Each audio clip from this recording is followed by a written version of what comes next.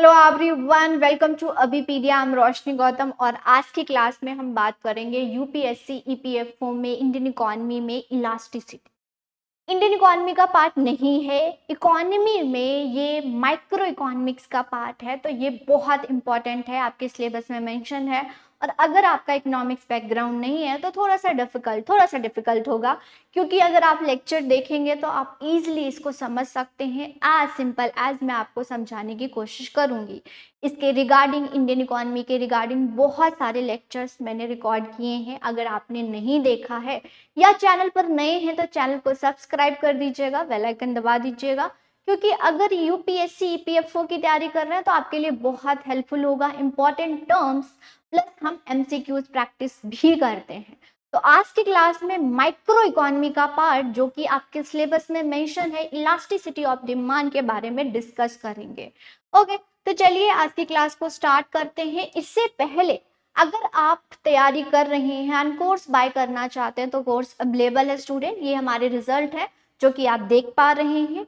Lecture में क्या रहेगा, लेक्चर आपको रिकॉर्डेड लेक्चर होंगे, प्लस आपको पीडीएफ मिलेगा, टेस्ट सीरीज मिलेंगे, डाउट सेशन मिलेंगे, फ्री मेंटोरशिप जो कि सिलेबस के अकॉर्डिंग जैसे सिलेबस आ रहे हैं, कैसे क्वेश्चंस आते हैं, सबको आपको बताया जाएगा, तो बहुत हेल्पफुल होगा। ओके, तो चलिए आज की क्लास को स्टार्ट करते हैं। And the topic is elasticity of demand. अब इलास्टिसिटी ऑफ डिमांड मतलब इलास्टिसिटी, डिमांड समझने से पहले ये इलास्टिसिटी क्या होता है, तो दो टर्म समझना बहुत बहुत जरूरी है। इसको समझते हैं। सबसे पहले इलास्टिक और इनइलास्टिक, अगर ये वर्ड समझ जाए तो आप बहुत इजीली समझ पाएंगे। इलास्टिक मीन्स चेंज हो रहा है। ओके, विजिबल है, एक मिनट चेक करना। ओके, ठीक है। जब चेंज हो रहा है कोई चीज मीन्स वो इलास्टिक है, चेंज हो रहा है। मीन्स मान लीजिए ये पेन है, क्या मैं इसका शेप एंड साइज चेंज कर सकती हूँ? नो। तो इसको क्या बोलेंगे? इनइलास्टिक। जब नो चेंज, नो चेंज, जब चेंज पॉसिबल नहीं है तो उसको हम बोल देंगे इनइलास्टिक। ऐसा तो इनइलास्टिक हो, चेंज ही नहीं होते, मतलब डायनेमिक नहीं हो। तो जो डायनेमिक होता है उसको इलास्टिक बोलते हैं। चेंजेबल है उसको इलास्टिक बोलेंगे। जो चेंज नहीं होता है, चाहे कुछ हो जाए, चेंज नहीं होगा तो उसको इनइलास्टिक बोलेंगे। ओके, ये है। इसकी जो स्लोप होती हैं लिख लीजिएगा, अभी स्लोप वगैरह सब समझ आएगा। स्लोप क्या होगा? स्टीपर होगा, स्टीपर होगा, राइट।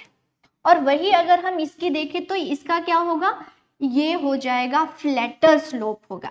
ओके, फ्लैटर होगा। स्लोप क्या होगा? फ्लैटर होगा। ओके, चलिए अभी और भी आपको समझ आएगा धीरे धीरे। चलिए नेक्स्ट देखेंगे इलास्टिसिटी ऑफ डिमांड। अब इलास्टिसिटी ऑफ डिमांड क्या होता है इसको समझिए। मींस डिमांड में, ओके, परसेंटेज चेंज को ऐसे लिखेंगे, चेंज में ऐसे लिख लूंगी, change, percentage change in demand हो रहा है, डिमांड में चेंज आ रहा है। किसकी वजह से?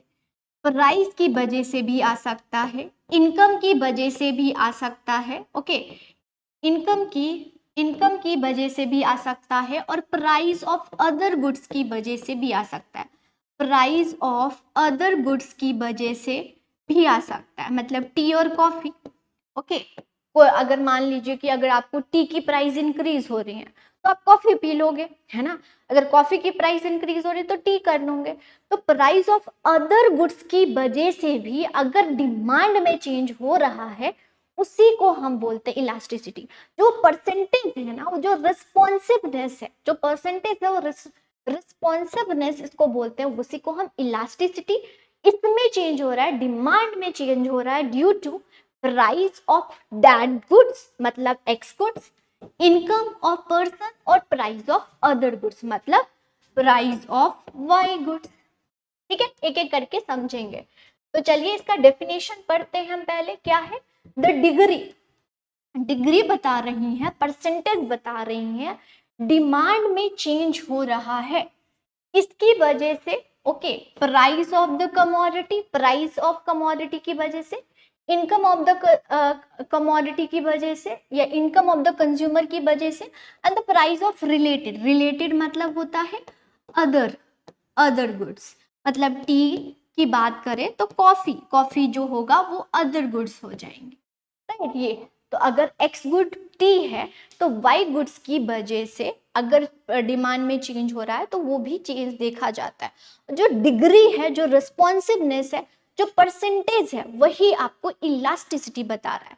तो आपके सिलेबस में सब मेंशन है, आपके सिलेबस में प्राइस भी मेंशन है, इनकम भी मेंशन है और क्रॉस इलास्टिसिटी बोलते हैं वो भी, तीनों मेंशन है। तो एक एक करके part first and part second में हम पढ़ेंगे, ए टू जेड में आपको बताऊंगी। तो जो अगर हम बोले इलास्टिसिटी ऑफ डिमांड, वो 3 टाइप से मेजर किया जाता है। First is a price elasticity of demand, second is income elasticity of demand and third is cross elasticity of demand. तो 3 टाइप ऑफ इलास्टिसिटी हमने पढ़ना है। इस क्लास में मैं आपको प्राइस इलास्टिसिटी पढ़ाऊंगी, सेकेंड क्लास में आपको income elasticity and cross elasticity, ये दोनों पढ़ा दूंगी। इसमें टाइप्स भी बहुत सारे हैं, तो इसी क्लास में हम इसको कर लेंगे, एज सिंपल एज पढ़ लेंगे। ओके, अब अगर हम इन तीनों को समझे तो यहीं पर आप समझिए क्या होता है। ओके, चलिए पहले इसको हम समझते हैं ये क्या। सबसे पहले प्राइस इलास्टिसिटी, तो हम देखेंगे द डिग्री, डिग्री लिख लीजिए, percentage change in quantity demanded, okay, quantity demanded due to percentage change in price। जब प्राइस की वजह से क्वांटिटी डिमांडेड में चेंज हो रहा है उसको बोलते हैं price elasticity of demand. Okay, ये हो गया। इनकम इलास्टिसिटी क्या होगा, percentage change in quantity demanded, okay, due to percentage change in income, income की वजह से क्वांटिटी डिमांडेड में चेंज हो रहा है। द डिग्री रिस्पॉन्सिवनेस, उसको हम क्या बोलेंगे, income elasticity of demand, right. Cross elasticity क्या होगा, percentage change in quantity demanded of X due to percentage change in quantity due to price of Y.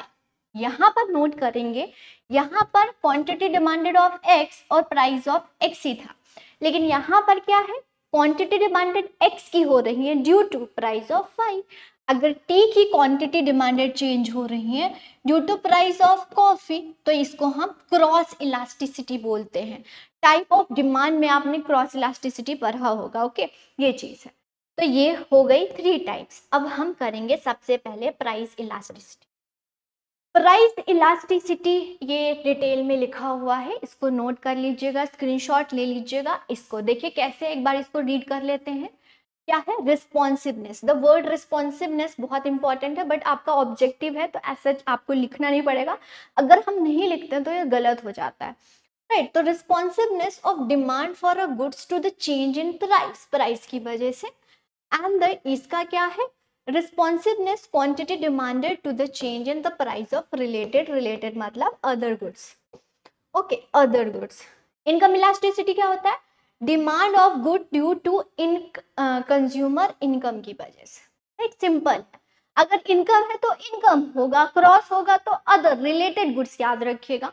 Price होगा तो प्राइस की वजह से, किसमें चेंज हो रहा है, डिमांड में चेंज हो रहा है। तो सिंपल है, इसमें क्या कुछ भी याद करने की जरूरत नहीं है, राइट। अब मेथड, अब प्राइस इलास्टिसिटी के मेथड बहुत सारे हैं। अब कैसे वो डिग्री, वो रिस्पॉन्सिवनेस कैसे पता चलेगा, इसके बहुत सारे मेथड है। देखिए एक एक करके देख लेते हैं।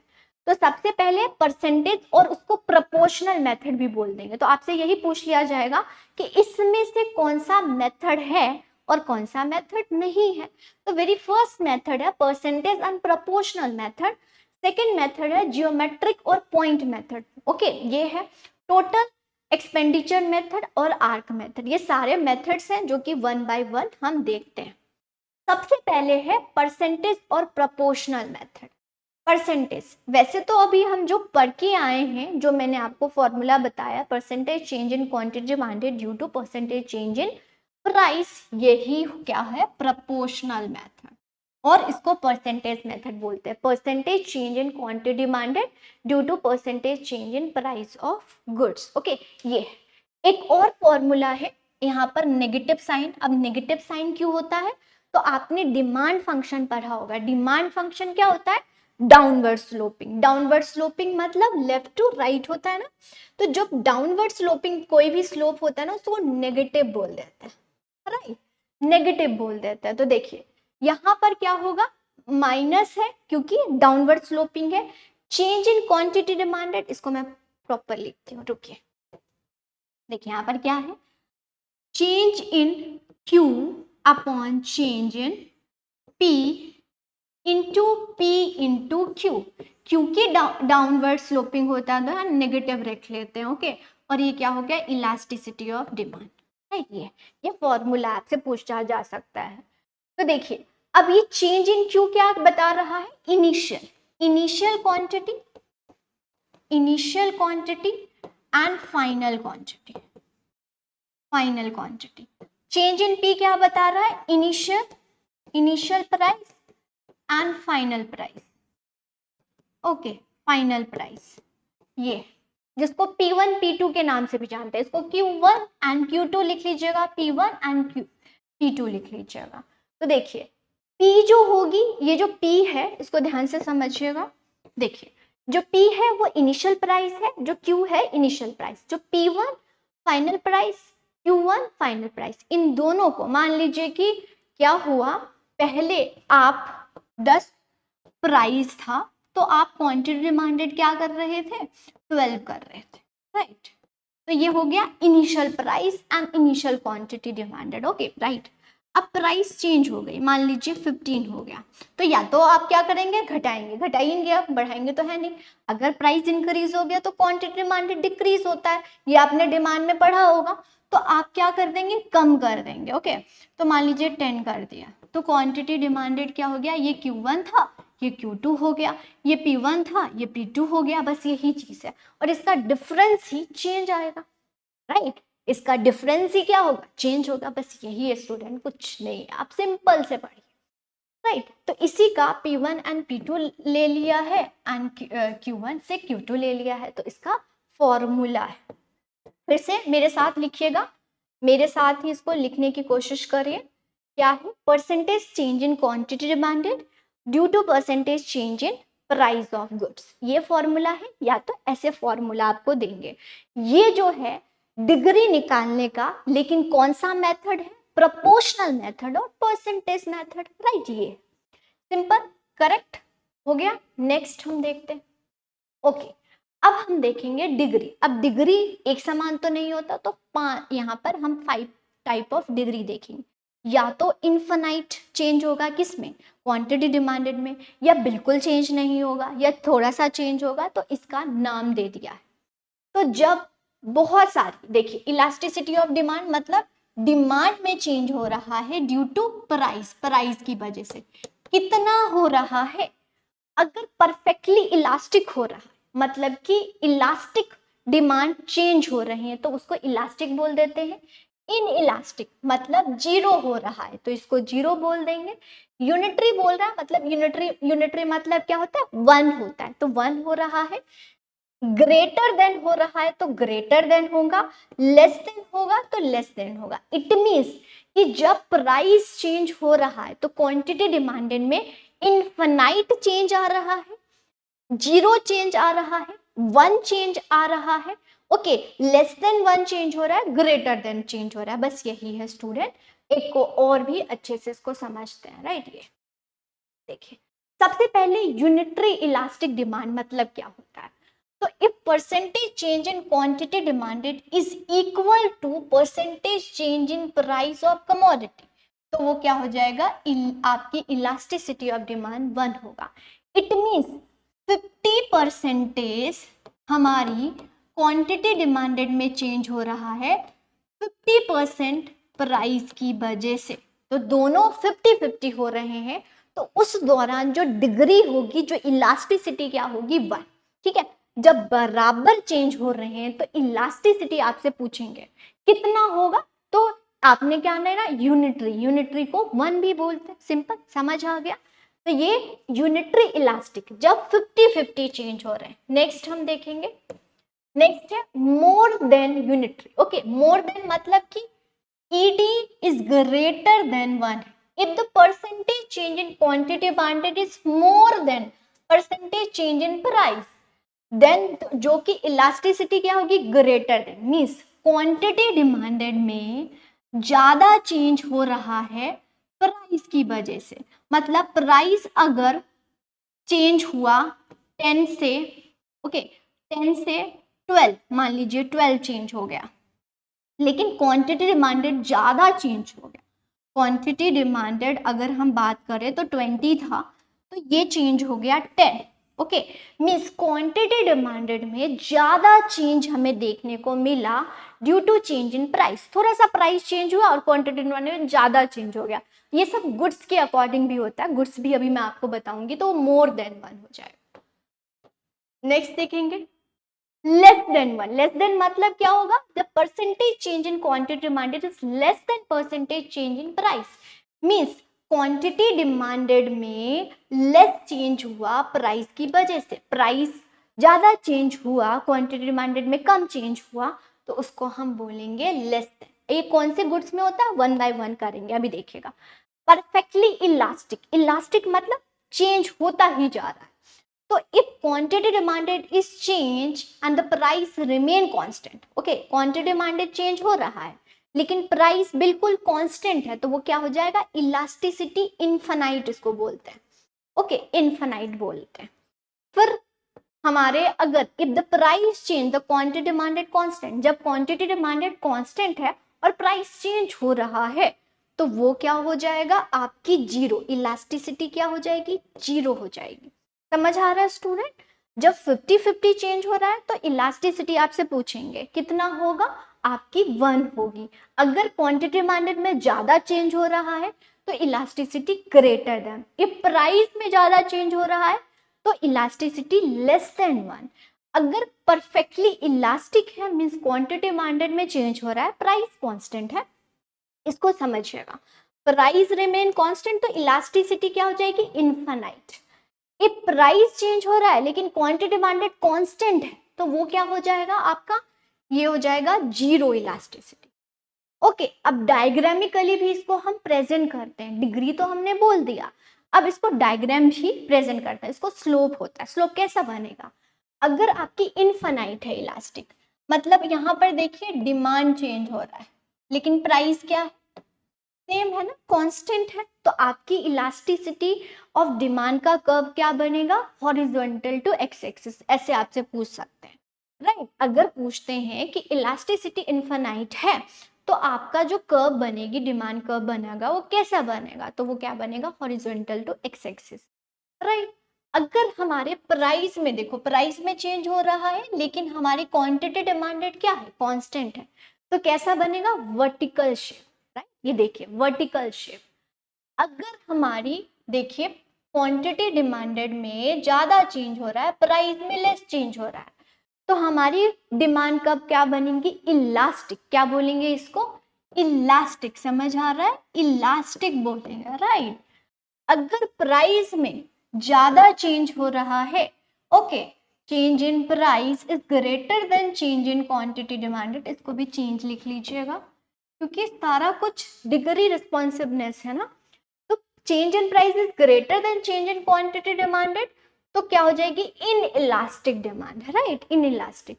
देखिए यहाँ पर 50-50 हो रहा है, मीन्स क्वांटिटी डिमांडेड में जो चेंज हो रहा है वो बराबर टू चेंज इन प्राइस हो रहा है, तो ये यूनिटरी होगी। ओके, यूनिटरी मतलब डिग्री 1। तो आपको डायग्रामिकली भी पूछ सकते हैं, डिग्री भी पूछ सकते हैं, और ये प्रोपोर्शनल मेथड बहुत इंपॉर्टेंट है। और प्रोपोर्शनल मेथड ही एक ज़्यादा बड़ा है, अदरवाइज तो बहुत छोटे हैं, राइट। ये देखिए तो समझ आ गया। चलिए इसको अब हम कंक्लूड करेंगे, बहुत इजी वे से इसको कंक्लूड कर देंगे। देखिए अब आप बोलोगे ना मैम कि इलास्टिक जो चेंज हो रहा है, क्वांटिटी डिमांडेड में चेंज हो रहा है, कुछ तो वजह होगी। तो वजह क्या होता है, गुड्स। अगर गुड्स की वजह से, वो पर्टिकुलर गुड्स होगा जिसकी वजह से हमारी क्वांटिटी डिमांडेड या तो कांस्टेंट होता है या ज़्यादा चेंज होता है या कम चेंज होता है, वो डिपेंड करता है कि कौन से गुड्स हैं। अब देखिए यहाँ पर अगर इलास्टिसिटी, आपकी इलास्टिसिटी ऑफ डिमांड जीरो है, तो वो कौन सा गुड्स होगा, वो एसेंशियल गुड्स होंगी, लाइफ एसेंशियल, उसके बिना आप जी नहीं सकते हो। तो चाहे जो मर्जी, ओके, जो मर्जी, no change in quantity demanded due to change in price, मतलब प्राइस जो मर्जी चेंज हो रहा है, आप क्वांटिटी डिमांडेड नहीं चेंज कर रहे हो, वो कौन सा गुड्स होगा, वो होगा आपका एसेंशियल लाइफ, मतलब इसको मैंने लाइफ सेविंग गुड्स भी बोल देती हूँ। वर्टिकल शेप होगा, यहाँ मैंने डायग्राम आपका बनाया है, इसको नोट करेंगे। जब इनइलास्टिक होगी, इनइलास्टिक मतलब percentage change in quantity demanded is less than percentage change in price, मतलब हमारी change in change in quantity demanded कम हो रही है, तो ये इलास्टिक बन जाएगा। देखो यहाँ पर दिख रहा होगा, आप खुद भी बना सकते हो। तो क्वांटिटी डिमांडेड में कम चेंज हो रहा है लेकिन प्राइस में ज्यादा, वो क्या होगा, नेसेसरी गुड्स। एक गुड जिसके बिना आप जी नहीं सकते, जैसे ऑक्सीजन सिलेंडर की बात करें, नेसेसरी गुड्स में कुछ टाइम तक जी सकते हो। तो नेसेसरी गुड्स में हमारी इलास्टिसिटी क्या होती है, इनइलास्टिक होती है। जहां पर प्राइस ज्यादा चेंज होता है लेकिन क्वांटिटी डिमांडेड ज्यादा चेंज नहीं होती। नमक आप कितना खा लोगे, जितना खाओगे उतना ही होगा, उसकी अगर प्राइस इंक्रीज डिक्रीज भी होगी तो इतना तो नहीं, सारा तो नहीं खा लोगे, 1 kg तो नहीं खा लोगे, तो ये प्रॉब्लम होती है स्टूडेंट। ये है इलास्टिसिटी वन, नॉर्मल गुड्स की तरह। नॉर्मल गुड्स जो होता है, जो कि रोटी हो गया, आपकी रोटी नहीं है तो आप चावल खा लोगे, चावल नहीं है तो रोटी खा लोगे, तो नॉर्मल गुड्स जिसके बिना हम जी सकते हैं, तो इसकी क्या होगी, 50-50 होगी। क्वांटिटी डिमांडेड और प्राइस में 50-50 चेंज होती है। अच्छा, और इसको रेक्टेंगुलर हाइपरबोला भी बोलते हैं। रेक्टेंगुलर हाइपरबोला इसको बोलते हैं क्योंकि इसकी AFC है, एवरेज फिक्स कॉस्ट होता है। बस आप इन्हें याद रखना है, ये थोड़ा सा डिटेल में चला जाता है। ये रेक्टेंगुलर हाइपरबोला इसको भी बोलते हैं, राइट। ये है उस शेप को रेक्टेंगुलर हाइपरबोला बोला जाता है।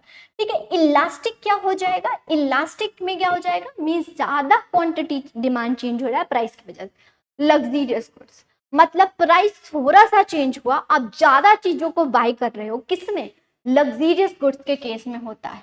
और इसकी फ्लैटर होती है, थोड़ा सा फ्लैटर शेप होता है, ऐसे पूछेंगे आपसे। इनफाइनाइट, इलास्टिक इनफाइनाइट मतलब infinite change in quantity without any change, price कुछ भी चेंज हो रहा है। प्राइस कुछ भी नहीं चेंज हो रहा है, बिल्कुल कांस्टेंट है, और बट आपकी क्वांटिटी डिमांडेड बहुत चेंज हो रही है, इनफाइनाइट चेंज इन, और आपका प्राइस इनइलास्टिक है, चेंज नहीं हो रहा। वैसे तो इसको इमेजनरी बोला जाता है। इमेजनरी, इसको पब्लिक गुड्स के केस में भी लिया जाता है। पब्लिक गुड्स क्या होते हैं, जो गवर्नमेंट प्रोवाइड कराता है, इसका हॉरिजॉन्टल होता है। ठीक है, तो ये कौन सा मेथड था, देखिए थोड़ा सा मैं पीछे लेके जाती हूँ, राइट। इसको रिलेट करेंगे।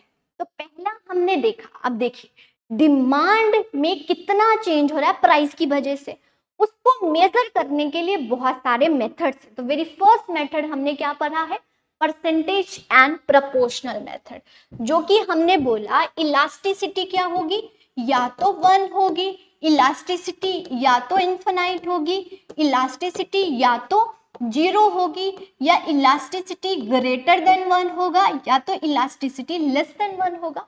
तो 5 डिग्री, वो डिपेंड किस पर चलता है कि आप कौन से टाइप ऑफ गुड्स को कंज्यूम कर रहे हैं, तो उसको डायग्रामिकली, और डिग्री कौन सा होता है वो हमने देख लिया। होप आप सभी को समझ आया, नहीं समझ आया तो दोबारा देख लीजिएगा, आपको समझ आ जाएगा। चलिए, अब तो बहुत छोटे छोटे से हैं, ये सारे इजी हैं, चलिए देख लेते हैं। नेक्स्ट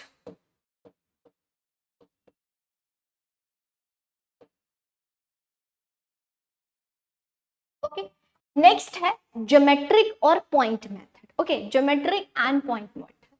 तो अब देखिए स्टूडेंट, एक हमारे पास जो डिमांड कर्व है वो नॉन लीनियर, इसको कर्वी लीनियर भी बोल देते हैं, नॉन लीनियर कर्व बोलते हैं, इसको क्या बोलते हैं, non linear curve, demand curve, right. और ये क्या है, लीनियर है। लीनियर का मतलब क्या होता है, स्ट्रेट लाइन, तो ये क्या है, लीनियर कर्व। क्या है, linear curve, demand curve.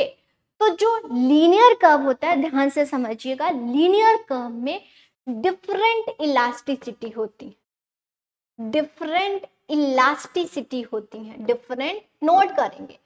If in case of linear demand curve आपकी इलास्टिसिटी डिफरेंट होगी, मींस यहाँ पर 0 होगा, यहाँ पर ग्रेटर देन 1 होगा, यहाँ पर इक्वल टू 1 होगा, सॉरी ये लेस देन 1 होगा, यहाँ ग्रेटर देन 1 होगा, यहाँ पर इन्फानाइट होगी। In case of linear demand curve आपकी इलास्टिसिटी डिफरेंट डिफरेंट पॉइंट पर डिफरेंट डिफरेंट होगा। अब बोलोगे मैम हम कैसे जाने कि इलास्टिसिटी डिफरेंट डिफरेंट है? उसको कैलकुलेट करने के लिए इलास्टिसिटी ऑफ डिमांड, इसका फॉर्मूला है lower segment upon upper segment. Depth में नहीं जाना, बस इतना याद रखिएगा। In case of linear demand curve जो हमारी इलास्टिसिटी की डिग्री होती है हर एक पॉइंट पर अलग अलग होता है। In case of non linear, इसको कर्वी लीनियर भी बोलते हैं, इसकी इलास्टिसिटी 1 ही होती है। ये भी कैसे पता चलता है? ये हम जब इलास्टिसिटी का फॉर्मूला लगाते हैं उससे निकल जाता है। तो in case of non linear या फिर कर्वी लीनियर में इलास्टिसिटी 1 होती है। अगर स्लोप पूछ लेता है, there is difference between slope and elasticity. अगर आपसे स्लोप पूछता है, इसको मैं और अच्छे से लिख देती हूँ, इसको समझिएगा, right.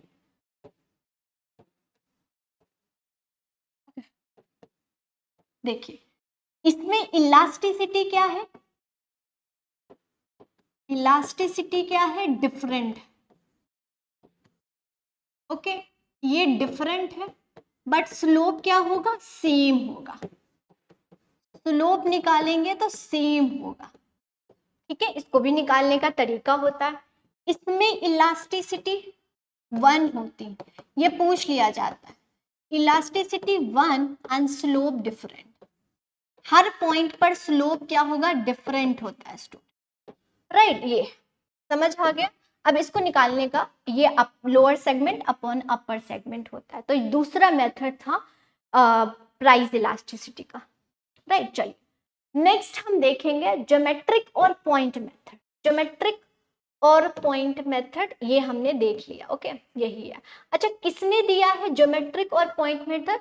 The economist call Marshall. Marshall के द्वारा ये मेथड दिया गया है, राइट। ये next point, next that is total expenditure. अब देखिए एक्सपेंडिचर क्या होता है, टोटल एक्सपेंडिचर कैसे हम निकालते हैं? P इंटू क्यू निकालते हैं। P इंटू क्यू, क्वांटिटी दिया हुआ है, R दिया, P दिया हुआ है, दोनों को मल्टीप्लाई करेंगे तो टोटल एक्सपेंडिचर आपको आ जाएगा। अब आपसे पूछेंगे प्राइस एंड टोटल एक्सपेंडिचर में रिलेशन की वजह से इलास्टिसिटी कैसी होती है?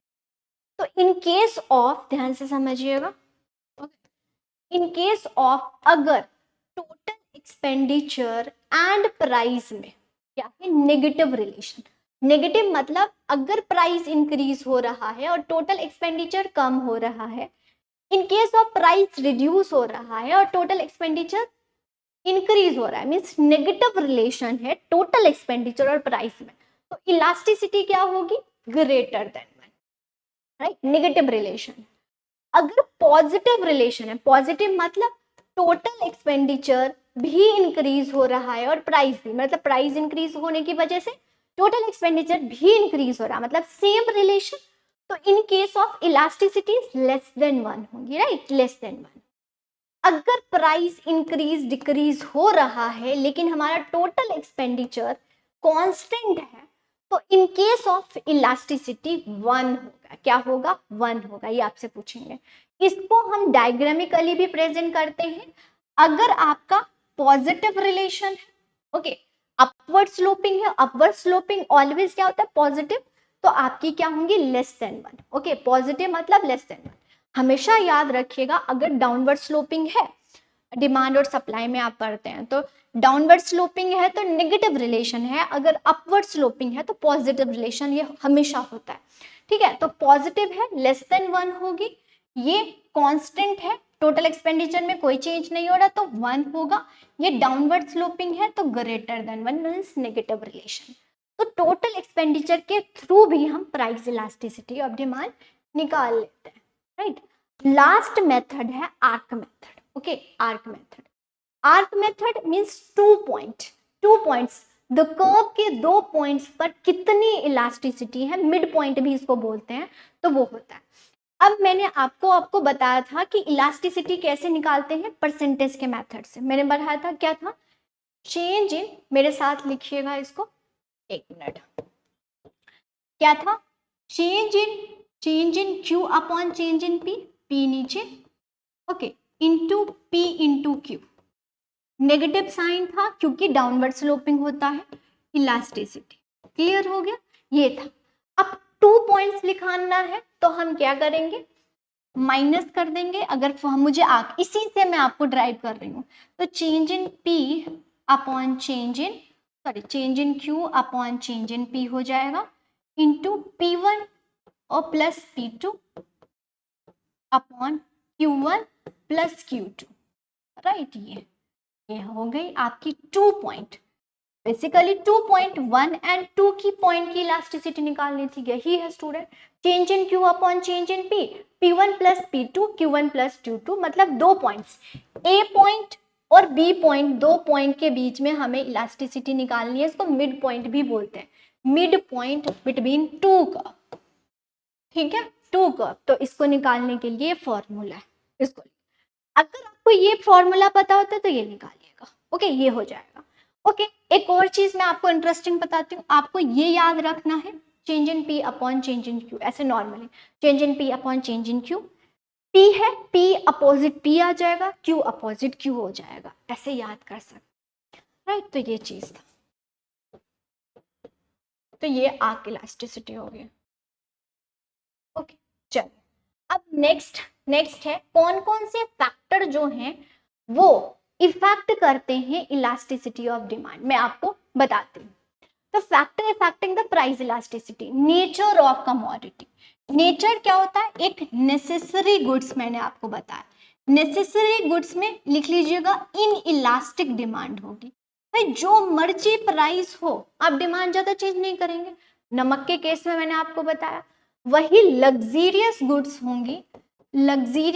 होंगी तो वहां पर इलास्टिक, ऐसे आपसे पूछ लिया जाएगा एग्जामिनर के द्वारा कि in case of necessary good elastic demand होंगी या इन इलास्टिक होंगी। तो आप खुद सोचें ना, जहां चेंज पॉसिबल है, ज्यादा चेंज पॉसिबल है, क्योंकि elastic is all about change, तो नेसेसरी में तो इतना हम चेंज नहीं करते। नमक थोड़ा खाएंगे तो प्राइस चेंज होने की वजह से हम ज्यादा थोड़ा ना खा लेंगे, नहीं खाएंगे, तो वो चीज होती है। लग्जीरियस में इलास्टिक होती है। एबिलिटी ऑफ क्लोज सब्सटीट्यूशन मतलब टी एंड कॉफी में सब्सटीट्यूट हो जाता है, लेकिन पेट्रोल और कार में सब्सटीट्यूट पॉसिबल नहीं है। तो जब T and coffee means close substitution है तो वहां इलास्टिसिटी है, ओके, वहां क्या है, इलास्टिक है। लेकिन वही कार एंड पेट्रोल की बात करें, ओके, कार एंड पेट्रोल की बात करें तो वहां पर क्या होगा, इनइलास्टिक होगा, इनइलास्टिक होगा, राइट, इनइलास्टिक होगा। तो ऐसे आपसे पूछ देंगे नेचर ऑफ गुड्स, राइट, ये लिखा हुआ एक्सप्लेनेशन, इसको पढ़ लीजिएगा। फिर आता है डाइवर्सिटी ऑफ यूज, जिसका मल्टीपल यूज है, ओके, जिसका मल्टीपल यूज है वो इलास्टिक हो जाएगा। जिसका लिमिटेड यूज है, लिमिटेड यूज है जिस चीज का, वो इनइलास्टिक हो जाएगा, इनइलास्टिक हो जाएगा।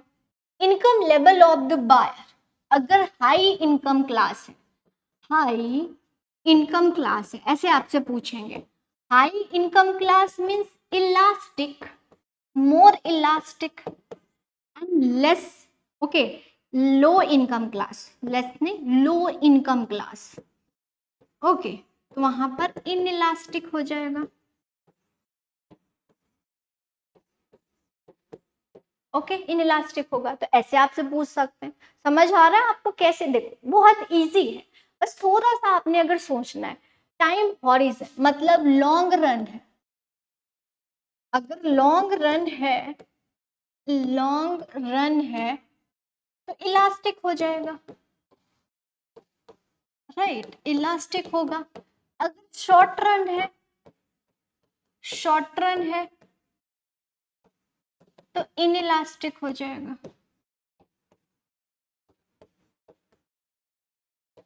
तो ये चीज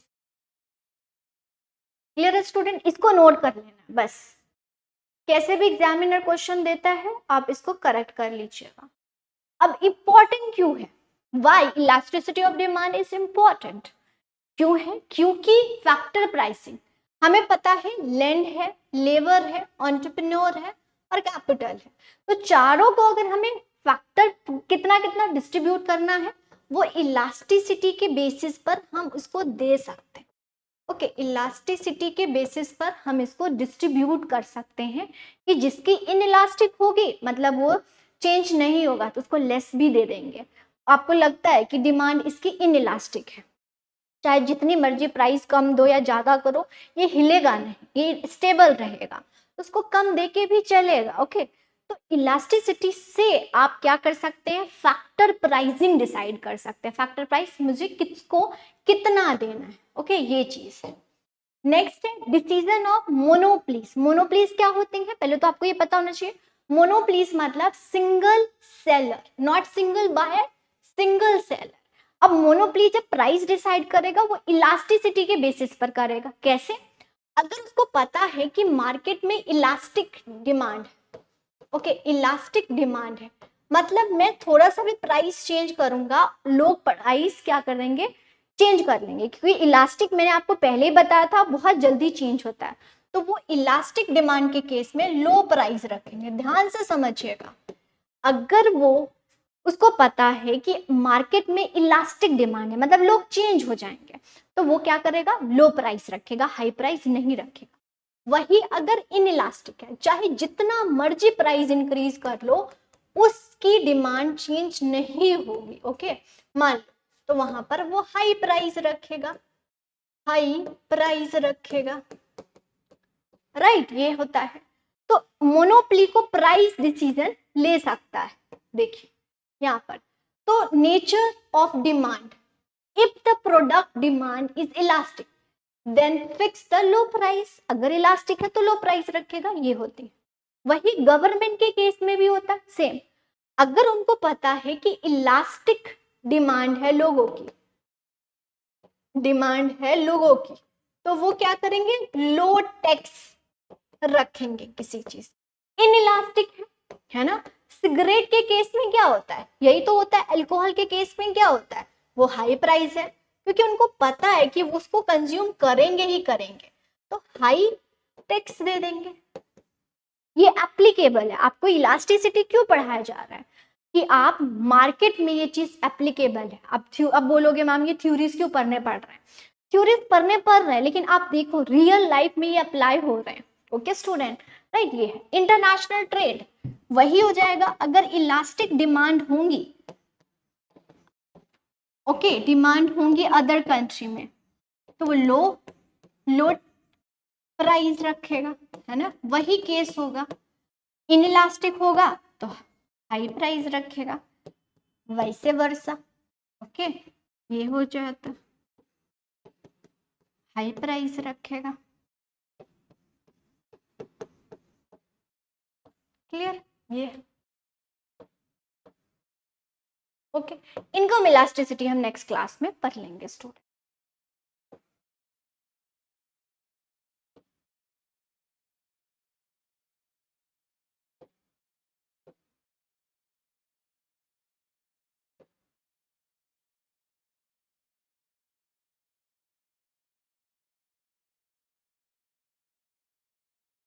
ओके, तो आज की क्लास में हमने elasticity of demand means price elasticity of demand के बारे में पढ़ा है। होप आप सभी को अच्छे से समझ आया होगा। नेक्स्ट क्लास में income elasticity plus cross elasticity को भी मैं कंप्लीट करूंगी, that is part second.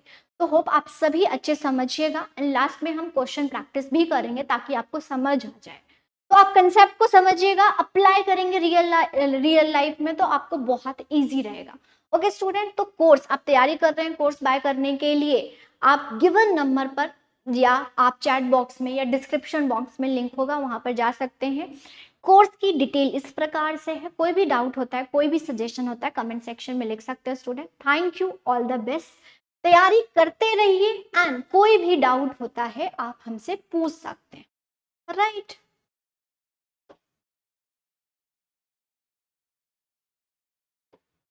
Okay, thank you.